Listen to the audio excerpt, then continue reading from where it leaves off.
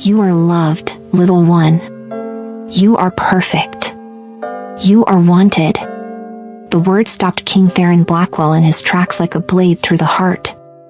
He stood frozen in the doorway of the East Wing medical chamber, staring at something that should not exist. A small human girl with wild brown hair and dirt on her knees sat cross-legged on the floor, his dying son cradled in her lap like he was the most precious thing in the world. She was feeding him mashed banana with a tiny silver spoon, and Riven, his broken, failing heir who had never done anything but scream in pain for 18 months, was eating. Not just eating. Thriving. The baby's pale skin had color Theron had never seen before. His eyes were bright and focused instead of clouded with suffering. His small hand gripped the little girl's finger with strength that should have been impossible. And he was making sounds that were not cries of agony but soft coos of contentment. Theron's chest tightened in a way he had not felt in over 500 years. The royal physician stood in the corner, his ancient face carved with wonder and confusion. "Your Majesty," he whispered, not wanting to break the spell. "She has been coming for 7 days. Every day, the young prince grows stronger." "This cannot be real," Theron said, but his voice came out rough and broken. The little girl looked up then, and her eyes were fearless. She could not have been more than 8 years old, wearing faded overalls and a yellow shirt with a sunflower on it. She did not bow, did not lower her gaze, did not show even a flicker of the terror every living thing felt in his presence. Instead, she smiled. "He was crying," she said simply. "Nobody came. So I stayed." 4 words. Nobody came. They hit Theron like a physical blow because they were true. He had not come. He had avoided this room for months, unable to face his own failure, unable to look at the son he could not save and did not know how to love. "Who are you?" Theron demanded. "I am Briar," she said. "My daddy takes care of the gardens. Riven and I are friends now." Riven. She had named him. Or learned his name. Either way, she said it with affection, like he mattered, like his broken body and failing systems did not make him worthless. The physician stepped forward nervously. "Forgive me, Your Majesty, but you need to see this." He gestured to a chart on the medical table. 7 days ago, the prince was hours from death. He would not feed, would not respond. His body was shutting down. Then she appeared, and everything changed. Changed how? Theron moved closer, his eyes never leaving his son's face. "He eats human food when she feeds him," the physician said. "Mashed fruits, soft bread, water, things that should poison a vampire infant. But his body accepts it. Only from her. And when she holds him, his vital signs stabilize. When she sings, his pain responses decrease by 70%. It is like her presence regulates his entire system." Theron looked at this impossible little girl who was humming softly now, wiping a bit of banana from Riven's chin with gentle fingers. "A bond," Theron whispered. The physician nodded gravely. "I believe so, Your Majesty. The child has bonded to the prince. In all my centuries, I have never seen a vampire infant bond to a human, but there is no other explanation. Bonds were sacred in vampire culture. Unbreakable. Eternal. They happened between mates, between sire and turned, between vampire parent and child. But never between vampire and human. Never between royalty and a groundskeeper's daughter. Never. Theron's mind raced through the implications. The council would call this heresy. His enemies would use it to destroy him. Vivian, his former queen who had abandoned their broken son, would laugh at this final humiliation. But as he watched Briar lift Riven to her shoulder and pat his back gently, as he watched his son burp and then make a sound that might have been a laugh, Theron realized something that shattered every wall he had built around his heart. He did not care what the council thought. He did not care what his enemies said. He only cared that his son was alive. For 18 months, Theron had watched Riven fade like a candle in the wind.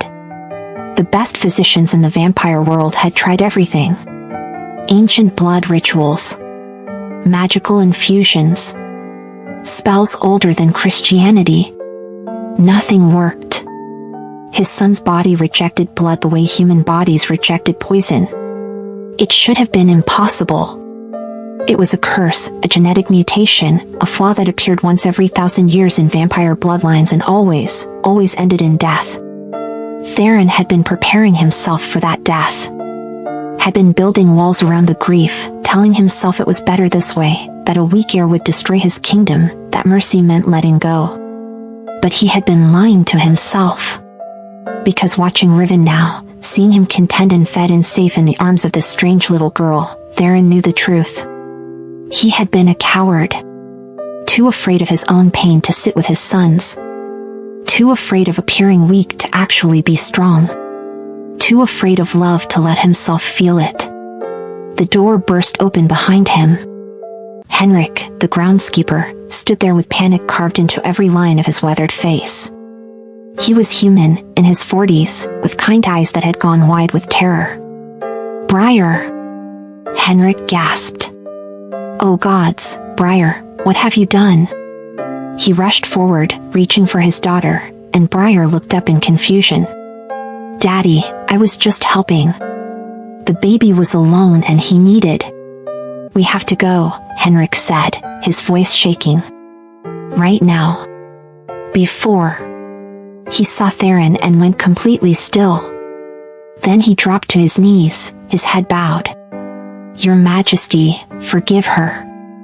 She is just a child. She did not know.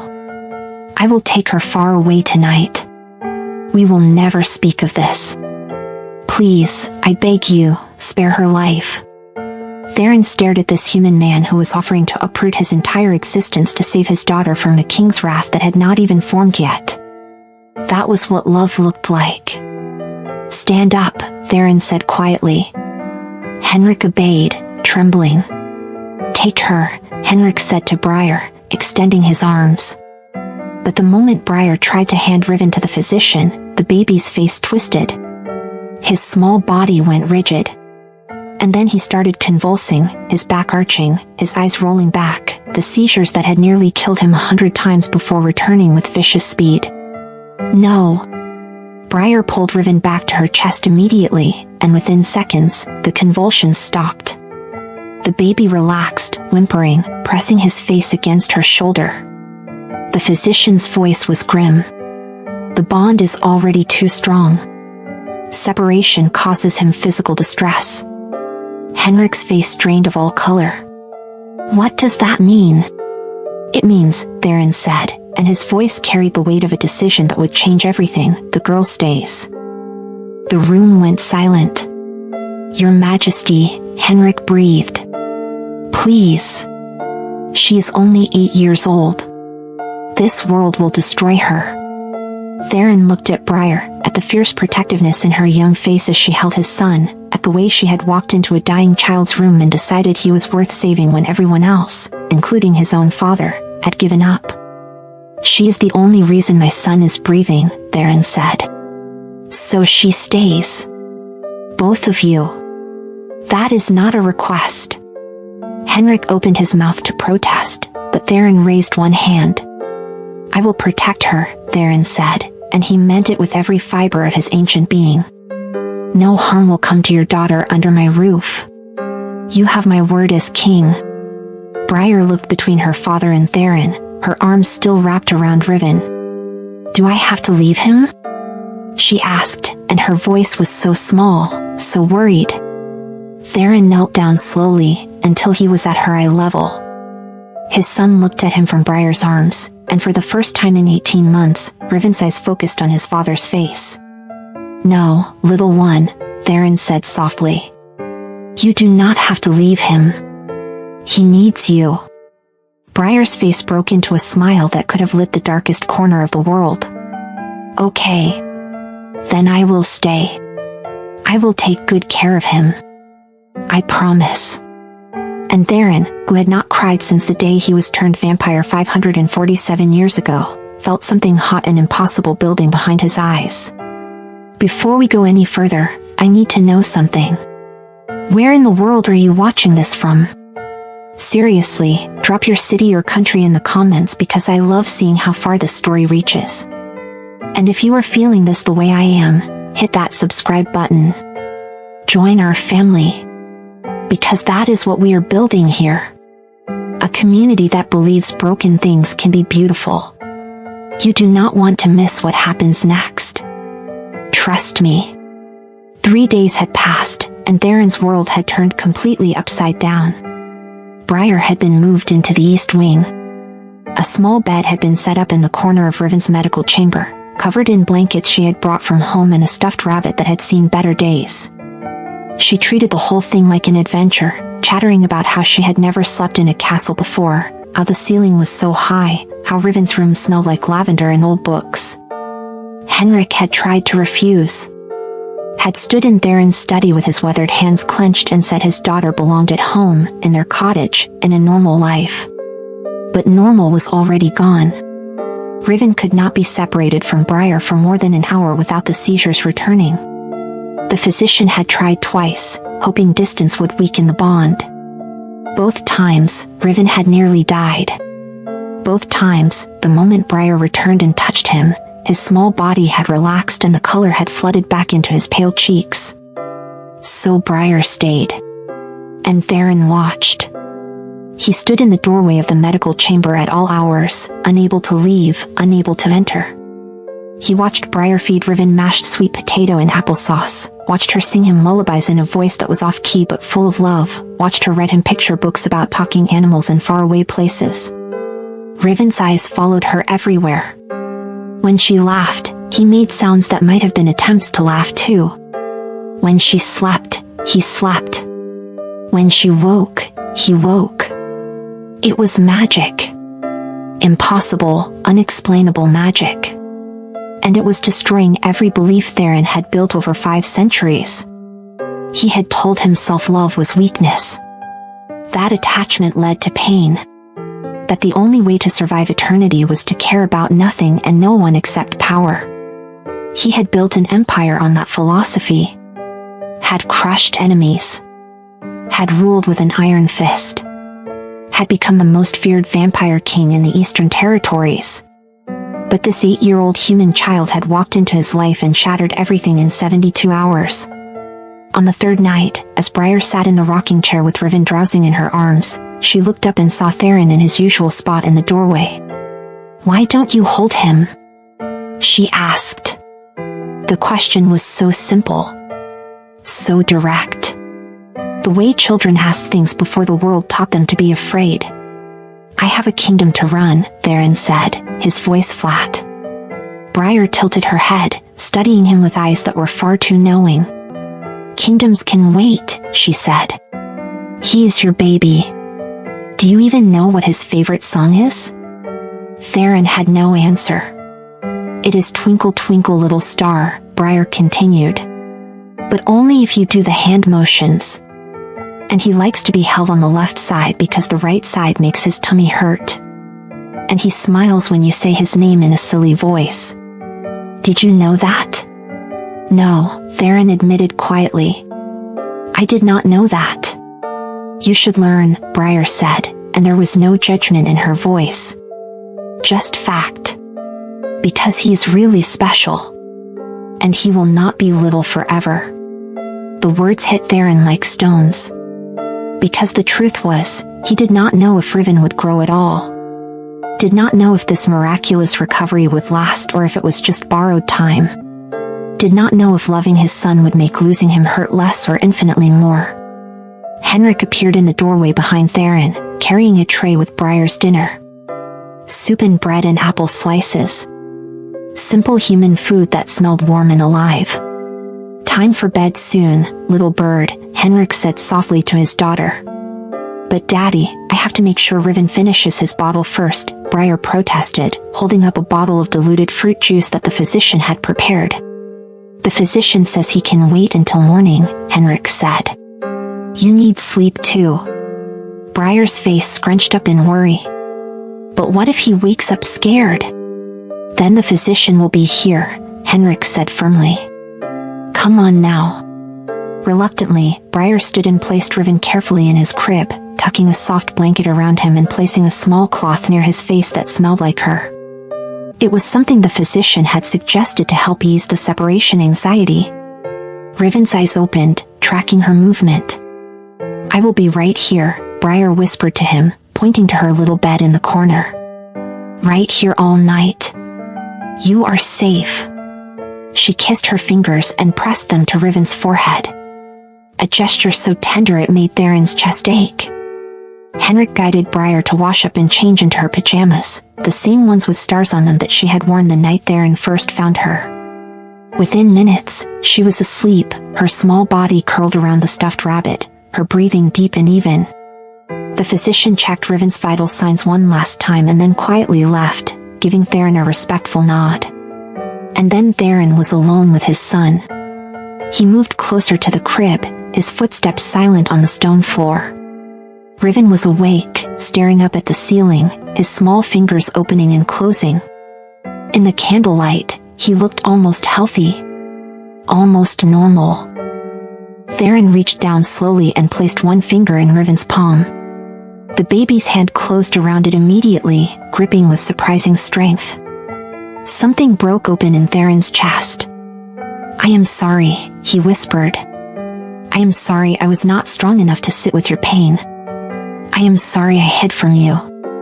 I am sorry I let shame be stronger than love. Riven's eyes turned toward his father's voice. But I am here now, Theron continued, his voice rough. And I will learn. I will learn your favorite song and which side you like to be held on and how to make you smile. I swear it. Riven made a small sound, and Theron chose to believe it was forgiveness. But then, Riven's face twisted. His body went rigid. The seizure started without warning, violent and terrifying, his small back arching off the mattress. No, Theron breathed, reaching for him. But the moment he touched Riven, the baby screamed louder. The physician came running.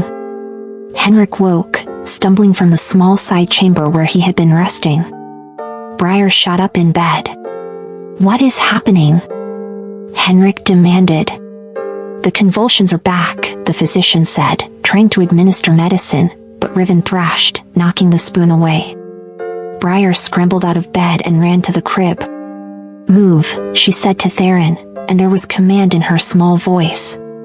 Theron stepped back. Briar climbed up on a stool and lifted Riven into her arms, and the change was instant. The convulsions slowed. The screaming stopped. Within 30 seconds, Riven was whimpering softly, his face pressed against Briar's shoulder. I am here, Briar whispered, swaying back and forth. I am here. You are not alone. She began to sing, the same lullaby Theron had heard her sing a dozen times. A song about stars and dreams and being safe. And Riven's breathing steadied, his small body relaxing completely. The physician was staring, his ancient face troubled. Your Majesty, I need to run a test. What kind of test? He moved closer to Briar and Riven, inhaling deeply. Then his eyes widened. There is a pheromone coming from the child when she is close to the prince. I can smell it now. It is faint, but it is there. Calming. Regulating. Her very presence produces a chemical response in him. What does that mean? Henrik asked, fear creeping into his voice. It means the bond is not just emotional, the physician said. It is biological. Her body is producing something his body needs. Without it, he destabilizes. How is that possible? Theron demanded. She is human. I do not know, the physician admitted. But it is happening. Can we replicate it? Theron asked. Synthesize whatever she is producing? The physician shook his head. Not with any science or magic I know. The bond is too complex. So what are you saying? Henrik's voice rose. That my daughter is a medicine? That she can never leave? The physician hesitated. I am saying separation may kill the prince. The words hung in the air like a death sentence. Briar, oblivious to the conversation, had settled back into the rocking chair with Riven, still humming softly. Theron looked at Henrik and saw the fear and anger warring in the man's eyes. You promised to protect her, Henrik said quietly. But this is not protection. This is a cage. Before Theron could respond, there was a knock at the chamber door. A servant entered, his face pale. Your Majesty, forgive the intrusion, but there are visitors at the main gate. Council members. They are demanding an audience. At this hour?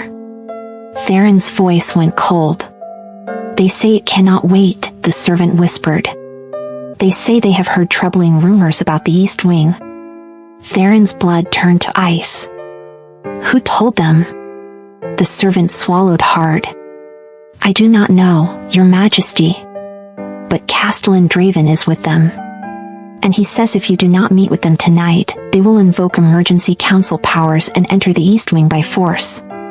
Draven. Of course it was Draven. His oldest rival. The vampire who had whispered poison in Vivian's ear, who had convinced her to leave, who had been waiting for any sign of weakness to strike. Tell them I will meet them in my study, Theron said. 10 minutes. The servant bowed and left. Theron turned to Henrik. Lock this door behind me. Let no one in except the physician. And if they try to force their way in? Henrik asked. Then you fight, Theron said. And you scream. And I will come. He looked at Briar one last time, this little girl who had saved his son and was now in danger because of it. Then he walked out to face his enemies. He made it halfway down the corridor before he heard the main doors of the East Wing slam open. Heavy footsteps. Multiple vampires. Coming fast. Theron turned and saw them. Draven at the front, tall and silver-haired, with 3 other council members flanking him. Their faces were carved from stone and judgment. We need to talk about the abomination you are hiding, Draven said, his voice echoing off the walls. And Theron knew the real battle had just begun. Oh, this is getting intense. Tell me you are feeling this. Tell me your heart is racing like mine. Drop your thoughts in the comments because I need to know you are with me on this journey. And if you have not subscribed yet, do it now. We are just getting started and you do not want to miss what is coming. This community is growing every day and you are part of it. You are family. The council chamber had not been used in over a year. It was a circular room deep in the heart of Ravencrest, carved from black stone that seemed to swallow light. 12 high-backed chairs formed a semicircle around a raised throne where Theron now sat, his face a mask of cold fury. Draven stood in the center of the circle like a prosecutor, his silver hair catching the torchlight, his eyes gleaming with barely concealed triumph. Behind him, 3 other council members watched with expressions that ranged from curiosity to disgust. Let me be clear about what we know, Draven began, his voice carrying through the chamber. Your heir, the child you claimed died at birth, is alive. He is severely disabled. And you have been keeping him hidden in the East Wing for 18 months, in direct violation of the purity laws. Theron's hands gripped the armrests of his throne. The purity laws were ancient. Vampires born with defects were meant to be ended quickly, mercifully, to keep bloodlines strong. It was brutal. It was efficient. And Theron had enforced those very laws himself 100 times over the centuries. Now they were being used against his own son. My heir is none of your concern, Theron said, his voice deadly quiet. On the contrary, Draven smiled. The health and strength of the royal bloodline is every council member's concern. But that is not even the worst of it. He gestured, and the doors opened. 2 vampire guards entered, dragging Henrik between them. The groundskeeper's hands were bound, his face bruised. Theron was on his feet instantly. Release him. Not until we have answers, Draven said. Tell us, groundskeeper. Is it true your human daughter has been living in the royal chambers? Touching the prince? Feeding him? Henrik's jaw was set. I will not answer your questions. Then perhaps the child will. The doors opened again, and Theron's world stopped. Another guard carried Briar into the chamber. She was not bound, but she was clearly terrified, her small body rigid, her eyes searching the room until they found her father. Daddy! She cried out. I am here, baby, Henrik called back. I am right here. Put her down, Theron commanded, his voice shaking with rage. Now. The guard placed Briar on the floor. She immediately tried to run to Henrik, but Draven stepped into her path. Stay where you are, little human, Draven said, looking down at her with cold amusement. Briar stopped, her small hands clenched into fists. Where is Riven? She demanded. I need to check on Riven. The abomination is being tended to, Draven said dismissively. His name is Riven, Briar said, her voice shaking but fierce. And he is not an abomination. He is a baby. Several council members shifted uncomfortably. A human child, all of 8 years old, was lecturing a vampire elder. Draven's smile widened. How precious. She thinks she has a say in vampire matters. He turned to Theron. This is what you have allowed, my king. A human child speaking out of turn. Forming attachments to our kind. This bond you have permitted is unnatural. Dangerous. It is also the only thing keeping my son alive, Theron said. Then your son should not be alive, one of the other council members said coldly. If he cannot survive without a human crutch, then he is too weak to carry the Blackwell name. The words hit Theron like a physical blow, but before he could respond, Briar spoke. You are mean, she said, glaring at the council member. Riven is not weak. He is just different. And different does not mean bad. Silence, child, the council member snapped. No, Briar shot back, and every vampire in the room froze. Theron had never seen a human child defy a vampire elder and live. I will not be silent. You are talking about killing a baby because he is not like you. That is wrong. That is evil. Draven laughed, a cold sound that echoed off the stone walls. Evil? We are vampires, child. We are beyond your human morality. My mama used to say the worst evil is the kind that thinks it is right, Briar said.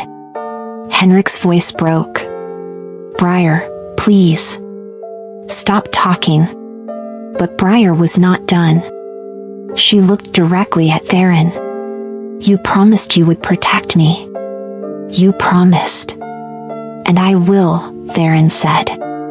Then protect Riven too, Briar pleaded. Please. He needs you. The vulnerability in her voice, the desperate hope, shattered something in Theron's carefully constructed control. Enough of this, Draven said. The facts are simple. The prince is defective. He is being kept alive through forbidden means. The appropriate action is clear. He must be mercifully ended, and the humans who know our secrets must be eliminated. Henrik lunged against his bonds. You will not touch my daughter. Peace, groundskeeper, or we will make this worse. Lady Seraphine, one of the older council members, spoke for the first time. Her voice was measured, thoughtful. I have a question, if I may. Draven gestured for her to continue. She looked at Briar. Child, why do you care so much about the prince? You are human. He is vampire. In the natural order, you should fear him. I do not think about natural order, Briar said simply. I just think about Riven. He was alone and scared and hurting. Nobody should be alone like that. But he is not your responsibility. Briar's eyes filled with tears. Maybe not. But I love him anyway. Is that wrong? The chamber went silent. Love, Lady Seraphine repeated softly. When was the last time any of us spoke that word in these halls? Love is weakness, Draven spat. And this display proves it. He turned to Theron. Your attachment to this defective heir and these humans has compromised your judgment. Therefore, I invoke the ancient right of the council. Vote of confidence. We will determine here and now if you are still fit to rule. Murmurs rippled through the council members. Henrik's face went pale. What does that mean? It means, Theron said, his voice hollow, if the council votes against me, I lose my throne. And everything I have sworn to protect becomes theirs to do with as they please. Including Briar and Riven. Draven smiled. Exactly. So let us vote. All in favor of removing King Theron Blackwell for gross incompetence and violation of our most sacred laws? 3 hands went up immediately. Draven's cronies. All in favor of allowing him to remain as king? Lady Seraphine raised her hand. So did one other elder. That left 7 council members undecided. One by one, they voted. Some for removal. Some for keeping Theron. The count was tied. 6-6. The deciding vote belonged to Draven, as the senior council member. He let the silence stretch, savoring his moment of power. I vote, he began, his eyes locked on Theron's face. And then the chamber doors exploded open. A woman entered, tall and breathtaking, with dark hair that fell like a waterfall down her back and eyes the color of winter ice. She wore a gown that cost more than most people earned in a lifetime, and she moved like a queen. Because she was. Vivienne. Stop this vote, she commanded, her voice ringing with authority. I invoke spousal veto. Theron's blood turned to ice. Spousal veto was an ancient law, rarely used, that allowed a queen to override council decisions. But Vivienne had dissolved their marriage bond. She had no legal standing. Unless she had come back to reclaim it. And I am claiming my son, Vivienne continued, her eyes sweeping the chamber until they landed on the doors to the east wing. Where is Riven? I want to see my baby. Your baby? Theron's voice was pure venom. You abandoned him. You left him to die. Vivienne's smile was cold. I left because you were too weak to do what was necessary. But I have heard the most interesting rumors. That he is thriving now. That he is being healed. She looked at Briar with calculating eyes. By a human child, no less. How fascinating. Draven stepped forward, and Theron understood in that moment that this had been planned. Draven had sent for Vivienne. Had coordinated this entire attack. She has every right to see her son, Draven said. She has no rights, Theron roared. She gave them up the moment she walked away. Actually, Lady Seraphine said quietly, according to ancient law, she does. Unless the marriage bond was formally dissolved by both parties, she retains her status as Queen Mother. It was dissolved, Theron said desperately. She left. But did you sign the papers? Vivienne asked, her smile widening. Did you formally release me? Theron's silence was answer enough. He had been too angry, too broken, to finalize anything. He had simply let her go. Then I am still queen, Vivienne said. And I want my son. Now. Before anyone could move, before anyone could breathe, Vivienne walked toward the east wing doors. And Theron knew that if she reached Riven, if she took him, Briar would fight to keep the baby safe. And Vivienne would kill her without a second thought. Tell me you did not see that coming. Tell me you are as shocked as I am right now. Drop a comment, seriously, because I need to know what you are thinking. And listen, if you are not subscribed, you need to fix that right now. This story is about to go places you cannot even imagine. Join us. Be part of this community. You will not regret it. Theron moved faster than light itself. He was in front of Vivian before she took 3 steps, blocking her path to the East Wing with his body. You will not touch him, he said, and his voice carried the weight of 500 years of power. Vivian stopped, her perfect face showing the faintest flicker of surprise. My. The mighty Theron Blackwell finally showing some spine. How refreshing. Leave, Theron commanded. Now. Before I forget you were ever my queen. Vivian laughed, and it was a sound like breaking glass. You cannot banish me. I have every legal right to see my son. And from what I hear, he is finally worth seeing. The cruelty in those words made several council members flinch. Briar's small voice cut through the tension. You left him when he needed you. You do not get to come back now. Every vampire in the chamber turned to stare at this 8-year-old human child who had just addressed a queen. Vivian's eyes narrowed. Who is this little creature? That is Briar, Draven said smoothly. The human I mentioned. The one who has somehow managed to stabilize the prince. Quite the medical miracle. Vivian moved closer to Briar, circling her like a predator. The little girl stood her ground, but Theron could see her hands shaking. So you are the one keeping my son alive, Vivian said. How very noble. Tell me, child, do you understand what you have done? I helped a baby who was hurting, Briar said. You created a bond with vampire royalty, Vivian corrected. You made yourself indispensable. Which means you have made yourself a target. Every enemy my husband has, and he has many, will now want you dead or captured. You have painted a bull's eye on your little human back. Henrik struggled against the guards holding him. Leave her alone. Vivian ignored him. She knelt down until she was eye level with Briar. I can protect you, she said, her voice suddenly gentle. I can take you and Riven somewhere safe. Somewhere far from all these political games. Would you like that? Briar's eyes flickered with hope for just a moment. Really? No, Theron said sharply. Vivian stood, her mask of kindness dropping instantly. You have no say in this, Theron. I am invoking my rights as Queen Mother. I am taking my son. And since the child is bonded to him, she comes too. Over my dead body, Theron said.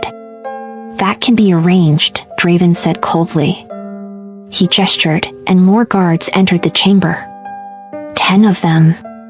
All loyal to him. My king, you are outnumbered. Step aside. Theron's hands curled into fists. He could fight. Could probably kill half of them before they brought him down. But in the chaos, Briar could get hurt. Henrik could die. And Vivian would take Riven anyway. He was trapped. Lady Seraphine stood from her chair. This is madness. You cannot just seize the king's heir. Watch me, Vivian said. She nodded to Draven, and 2 guards moved toward the East Wing doors. But before they could reach them, the doors opened from the inside. The royal physician stood there, his ancient face grave. He held Riven in his arms, and the baby was crying, his small face red, his body trembling. He will not stop, the physician said quietly. He knows she is gone. He is asking for her. Riven's cries were weak but desperate, and they echoed through the chamber like an accusation. Briar longed forward. Let me go to him. Please. The guards holding her father tightened their grip. Vivian reached for Riven, and the physician had no choice but to hand him over. The moment Vivian touched her son, her face changed. She had expected to feel something, perhaps. Some maternal instinct. Some connection. But Riven screamed louder. He thrashed in her arms, his small body convulsing, and Vivian nearly dropped him in shock. "What is wrong with him?" she demanded. "He wants Briar," the physician said simply. "Then give him the child." The guards shoved Briar forward. She stumbled, caught herself, and ran to Vivian. The moment Briar touched Riven's hand, the baby's screaming stopped. His body relaxed. He turned his face toward her, seeking comfort.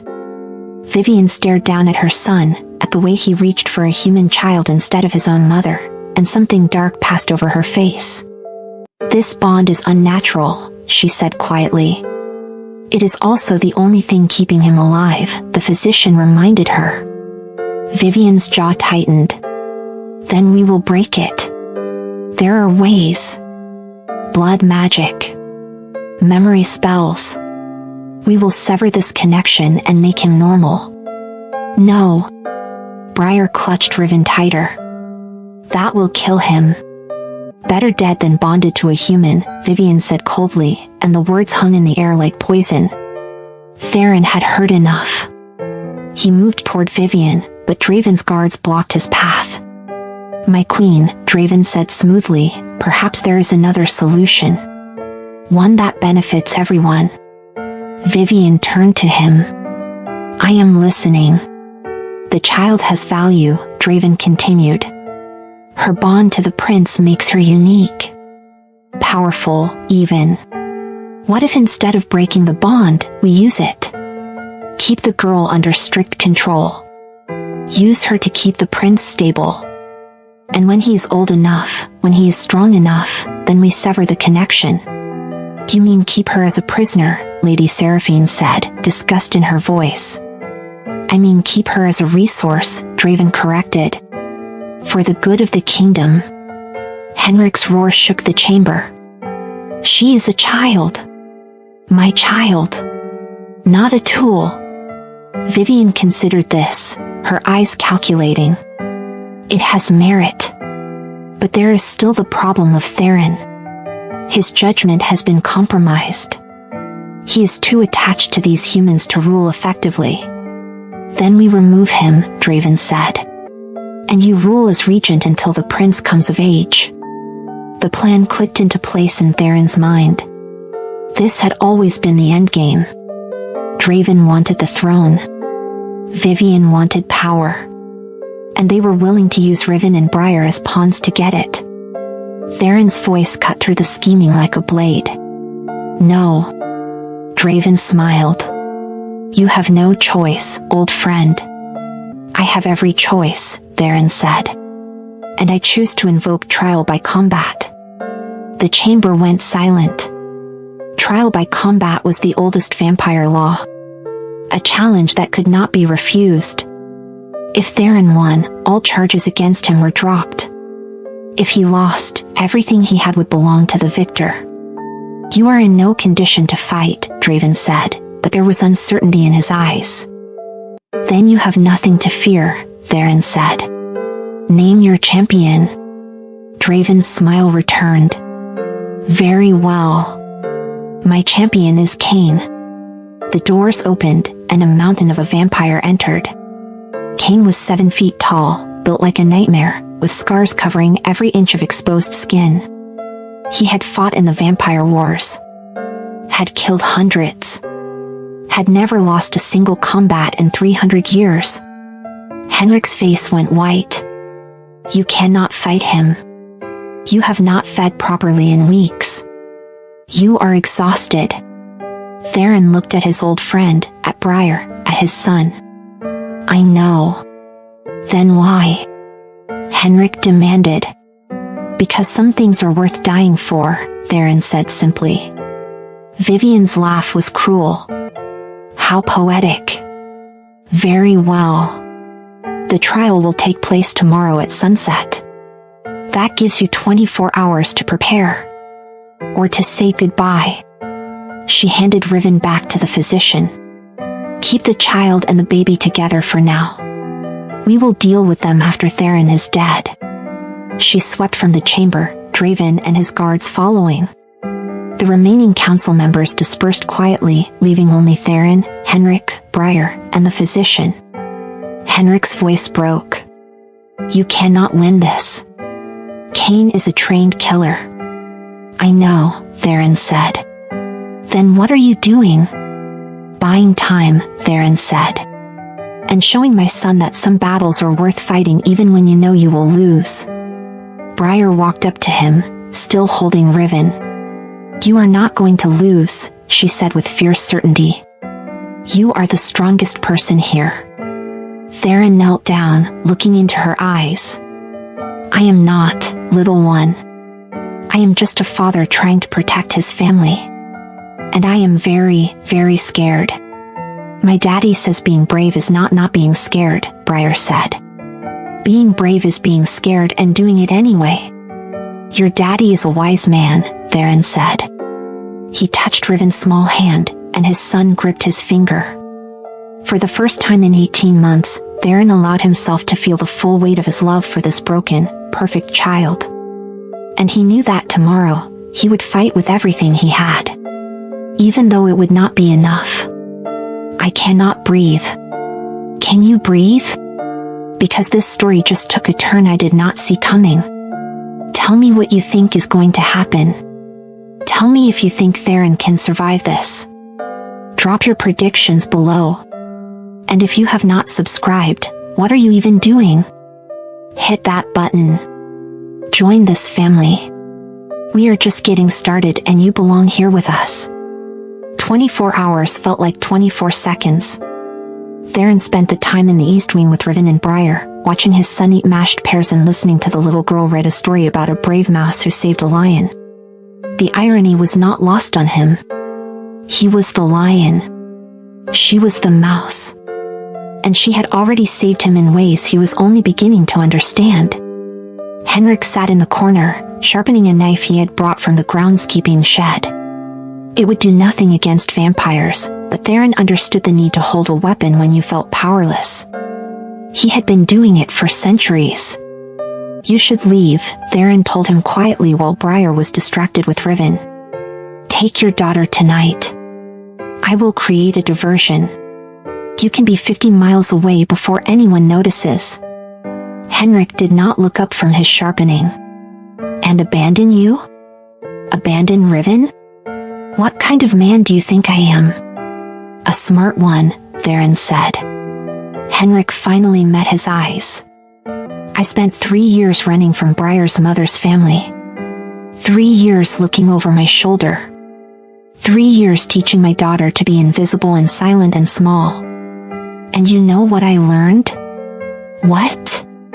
Running does not save you. It just makes you tired." Henrik set down the knife. For the first time in her life, Briar is not hiding. She is not afraid. She is helping someone who needs her. She is being brave. I will not take that away from her by dragging her back into the shadows. Even if it costs her life? Henrik's voice broke.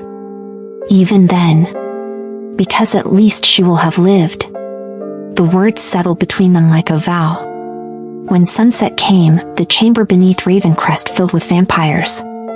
Word had spread through the territory that the king was fighting for his throne, and everyone wanted to witness either his victory or his downfall. The circular stone arena was lit by torches that cast dancing shadows across the walls. The air smelled like old blood and older stone. Theron stood in the center, wearing simple black clothing, no armor, no weapons. Across from him, Cain rolled his massive shoulders and cracked his neck.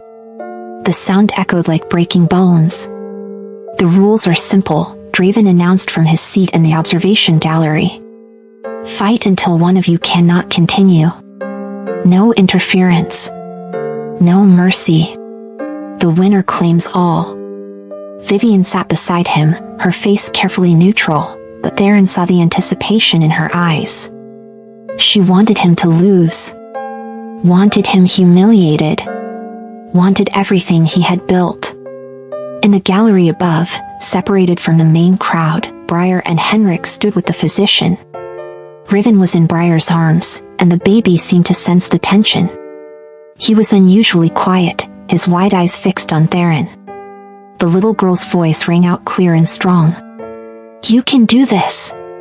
Theron looked up at her and tried to smile. But he knew the truth. He had not fed properly in weeks. Had not slept. Had spent every ounce of his energy trying to hold his crumbling world together. Cain was rested, fed, and trained for exactly this kind of fight. The odds were not in Theron's favor. Lady Seraphine stood to give the official start. Let the trial begin. Cain moved first, and he moved like an avalanche. Fast and brutal and unstoppable. His fist connected with Theron's ribs with a crack that echoed through the chamber. Theron stumbled back, tasting blood. He tried to counter, but his movements were slow, sluggish. Cain blocked easily and landed another devastating blow to Theron's jaw. The crowd murmured. This was going to be a massacre. Theron fought anyway. He had 5 centuries of experience, and he used every trick he knew. He was faster than Cain, more strategic, able to read his opponent's movements. For the first 5 minutes, he held his own through pure skill. But skill could not overcome exhaustion forever. Cain caught him with an uppercut that sent Theron crashing into the stone wall. He felt ribs crack. Felt his shoulder dislocate. Tasted blood filling his mouth. "Get up," Briar screamed from the gallery. "Please get up." Theron pushed himself to his knees, his vision blurring. Cain was already coming at him again. This time, the blow sent Theron to the ground. He tried to rise, but his body would not obey. Everything hurt. Everything was failing. Cain stood over him, his massive foot pressing down on Theron's chest. "Any last words, Your Majesty?" Theron's eyes found Briar in the gallery. She was crying, clutching Riven, and Henrik had his arms around both of them. "Yes," Theron rasped. "I am sorry." Cain raised his fist for the killing blow. And then Briar did something that stopped every heart in the chamber. She handed Riven to Henrik and jumped. An 8-year-old human child jumped from the gallery into the arena 20 feet below. She hit the ground hard, rolling, crying out in pain but scrambling to her feet immediately. The entire crowd gasped. Interference was forbidden. The penalty was death. Briar ran to Theron and threw her small body over his, shielding him with her own. "Stop it," she screamed at Cain. "Stop hurting him." Cain stared down at this impossible child, confusion crossing his scarred face. Draven was on his feet. "Remove the human. She has violated sacred law." But no one moved. Because what they were witnessing was so shocking, so unprecedented, that even vampires who had lived for centuries did not know what to do. Briar looked at Theron, her face inches from his. "You said some things are worth fighting for. Well, you are worth fighting for. So get up. Please. Just get up." "I cannot," Theron whispered. "I am sorry, little one. I am not strong enough." "Then take what you need," Briar said. "What?" "You need blood to heal, right? Then take mine." Understanding crashed through Theron. "No. Absolutely not." "You said you would protect me," Briar said, tears streaming down her face. "But who protects you? Let me help. Please." "Child, you do not know what you are asking." Briar pushed up her sleeve, exposing her small wrist. "Yes, I do. And I am asking anyway." Cain stepped back, uncertain. This was beyond his orders. Theron looked into Briar's eyes and saw absolute certainty. She understood the risk. Understood what she was offering. And she was offering it anyway. From the gallery, Henrik's voice was broken. "Briar, no." "Daddy, I have to," Briar called back. "I have to." If I start, Theron said quietly, I may not be able to stop. Yes, you will, Briar said with the same fierce certainty she always had. Because you are not a monster. And because Riven needs his daddy. The words broke him. Theron took her wrist gently and bit down. The first taste of her blood was like lightning. It was not just the physical strength flooding his system. It was something else. Something that came through the bond she shared with Riven. Pure, unconditional love. Acceptance without judgment. Faith without evidence. It burned through him like sunlight, healing his broken ribs, his dislocated shoulder, the internal bleeding. But more than that, it healed something deeper. Something that had been broken for so long he had forgotten it was wounded. He took only what he needed and then pulled away, his fangs retracting. Briar swayed, pale, and he caught her. Thank you, he whispered. You are welcome, she murmured, and then she fainted. Theron stood, cradling Briar in his arms, and the crowd saw a king transformed. His eyes were clear.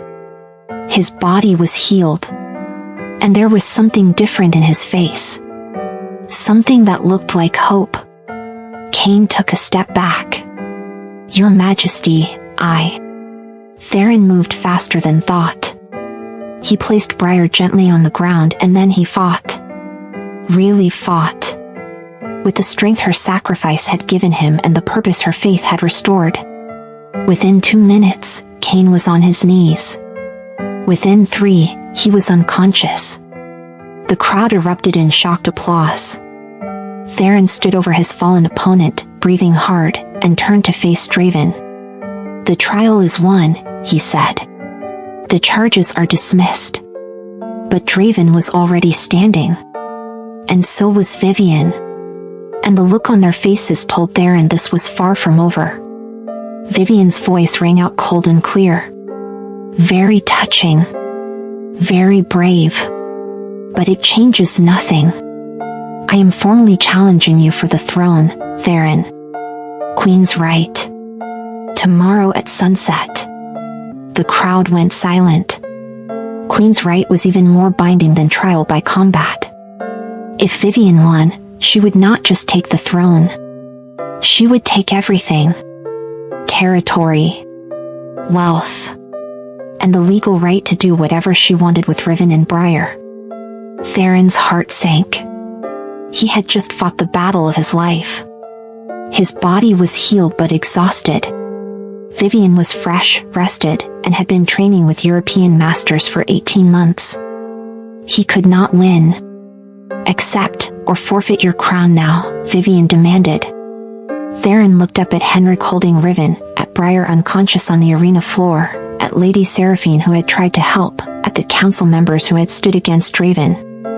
He looked at the family he had accidentally built. I accept, he said.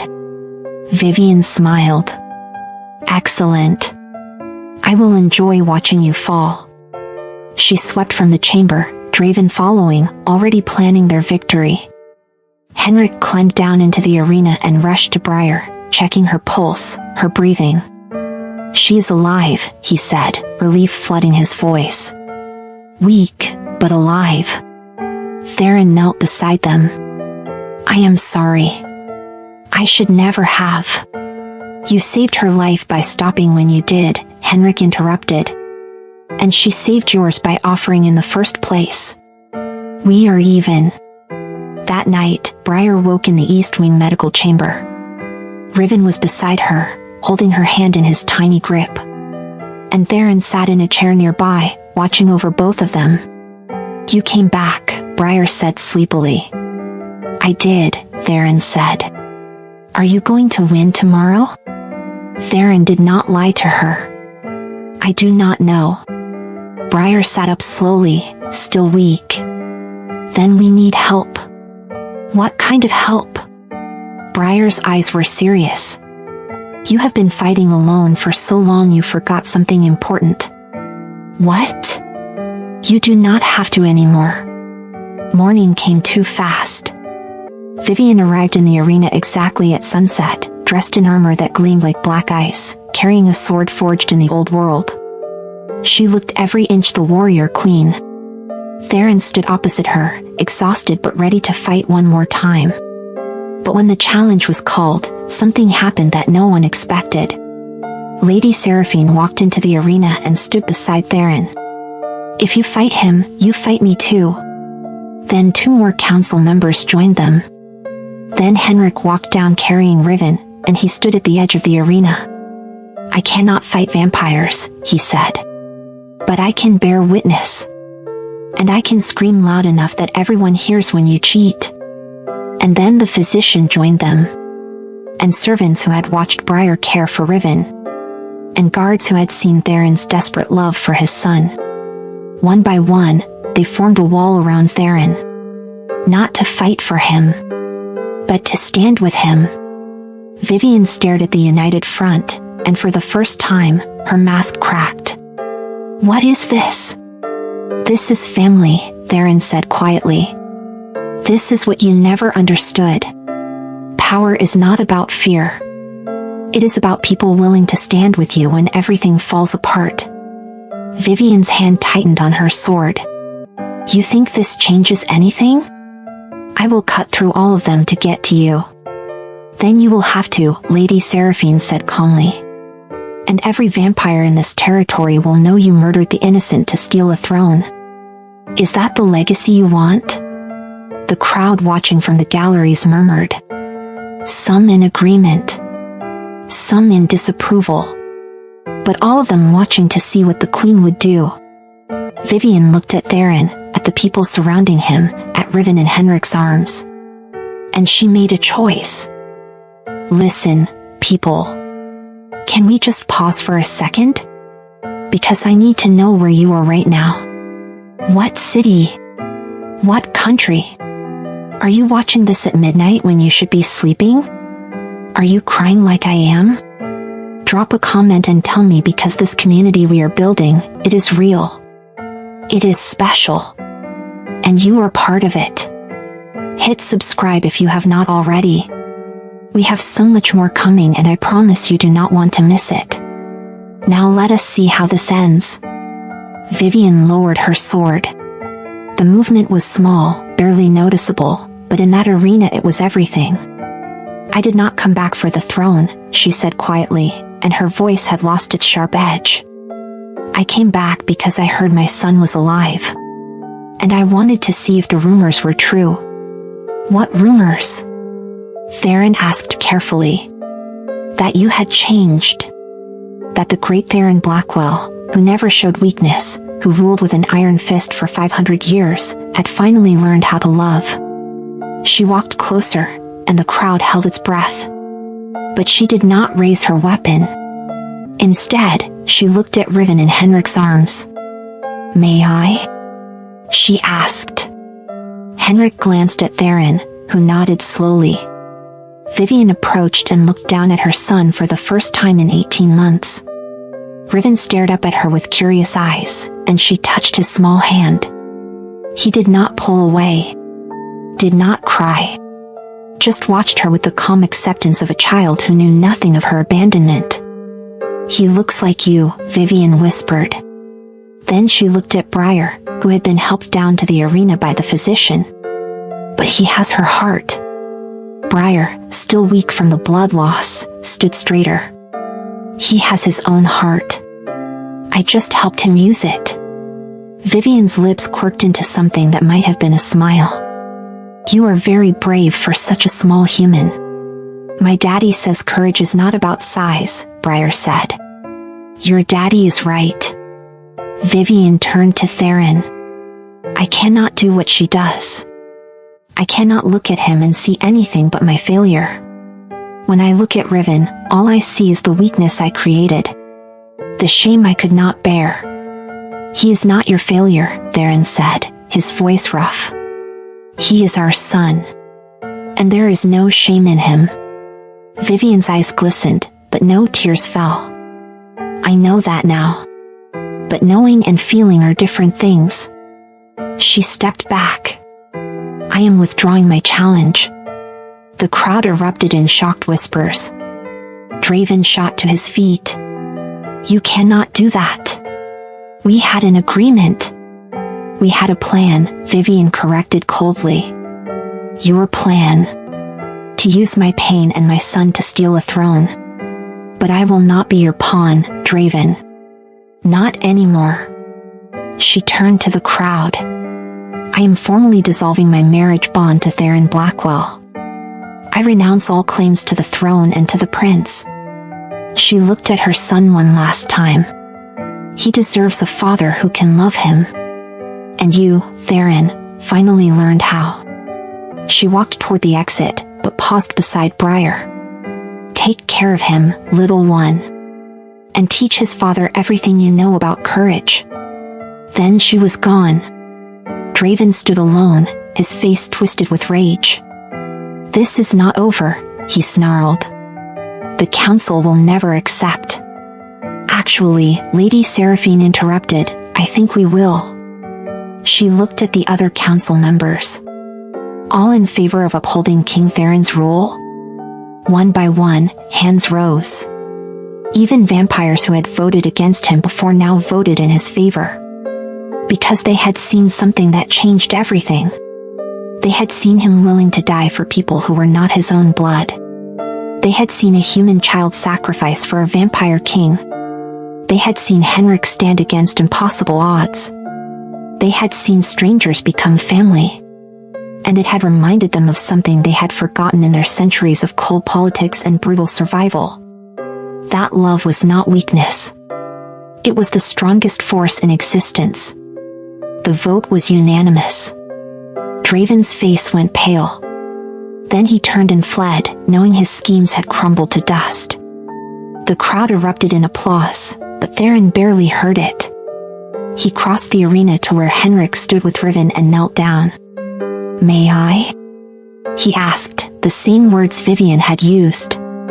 Henrik smiled and carefully placed Riven in Theron's arms. The baby looked up at his father, and this time, Theron did not look away. Did not see weakness or failure or shame. He saw his son.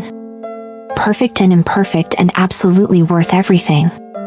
Hello, little one, Theron whispered. I am sorry it took me so long to hold you. Riven's small hand reached up and touched Theron's face, and the king who had conquered territories and destroyed enemies felt tears slip down his cheeks for the first time in 500 years. Briar moved beside them, and Riven's other hand reached for her immediately.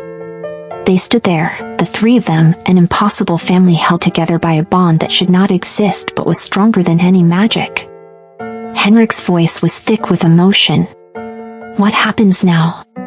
Now, Theron said, looking up at his friend, we build something new. A kingdom that does not destroy the different but protects them. A place where broken things are not hidden but healed. Lady Seraphine approached. That is a beautiful vision, Your Majesty. But it will not be easy. There will be others like Draven. Others who see this as weakness. Then they will learn the same lesson he did, Theron said, standing with Riven still in his arms. That love is not weakness. It is the most dangerous weapon in existence. 3 months passed.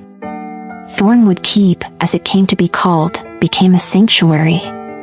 Word spread through the supernatural world that King Theron Blackwell was offering protection to those who were different, broken, or hunted. Vampires who did not fit the mold. Humans who knew too much. Children born with defects that other territories would have destroyed. They came slowly at first. Then in greater numbers.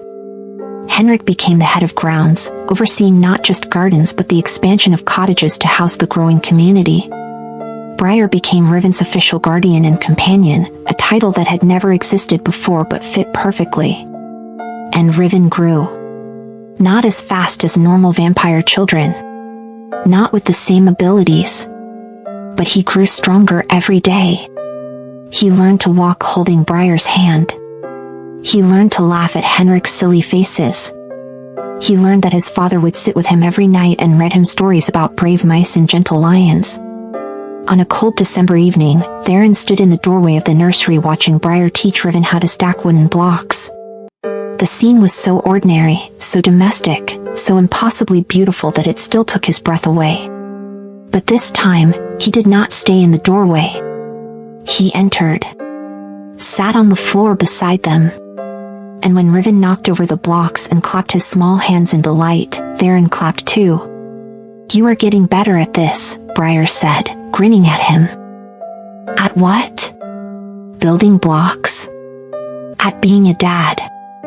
Theron looked at this fierce little girl who had saved his son and then saved him. "I had a good teacher." Henrik appeared in the doorway with hot chocolate for Briar and a bottle of warmed fruit juice for Riven. The groundskeeper had his own rooms in the keep now, but he spent most evenings here, in this makeshift family they had built from broken pieces. Lady Seraphine stopped by to check on the prince, she announced. She brought a gift. She held up a wooden toy horse, carved with exquisite detail. "That was kind of her," Theron said. "She is not the only one," Henrik continued. 6 more families arrived today seeking sanctuary. And 3 council members from the Northern Territories sent word they want to visit. They are curious about what you are building here. "Let them come," Theron said. "Let them see that there is another way." Riven yawned, his small face scrunching up in that way that meant bedtime was near. Briar picked him up expertly and carried him to his crib, the one that was no longer surrounded by medical equipment but by toys and books and drawings she had made. She sang the lullaby she had sung the very first night. "You are loved, little one. You are perfect. You are wanted." And this time, Theron sang with her. When Riven was asleep, when Henrik had tucked Briar into her own room down the hall, Theron stood alone in the nursery and looked at his sleeping son. "They say monsters cannot change," he whispered. "They say darkness always wins. They say broken things should be hidden or destroyed. But you taught me something, Riven. You and Briar and Henrik and everyone who chose to stand when it would have been easier to run. You taught me that the broken pieces are where the light gets in. That love is not about perfection. It is about showing up. Even when you are scared. Even when you do not know what you are doing. Even when everything tells you to walk away." He touched his son's small hand. "You changed my life forever, little one. Not because you were strong, but because you taught me what real strength looks like." He turned to leave, but paused at the doorway. One last time, he looked back at the scene that had started everything. The crib. The sleeping child. The piece that should have been impossible. But this time, he was not standing in shadows. He was standing in light. "My name is Theron Blackwell. I have been king for over 500 years. I have conquered enemies. I have built empires. I have survived wars and plagues and betrayals. But the greatest battle I ever fought was the one against my own fear. The greatest victory I ever won was learning how to love a son I thought was too broken to deserve it. And the greatest teacher I ever had was an 8-year-old human girl who looked at a dying baby vampire and saw not an abomination but a child who needed help. They say we are defined by our strength. But I learned something in the halls of Ravencrest Keep. We are not defined by what we can destroy. We are defined by what we choose to protect. And some families are not born. They are built from broken pieces that refuse to stay shattered. If this story reached into your chest and grabbed your heart, if you believe that broken can be beautiful, that love is stronger than fear, that family is who shows up when everything falls apart, then I need you to do something for me. Hit that subscribe button. Join this community. Because we are building something special here. A place where stories do not just entertain but transform. Where we believe that the smallest act of courage can change everything. Drop a comment and tell me, what would you risk everything to protect? I will read every single one. Welcome to Thornwood. Welcome to the family. Welcome home.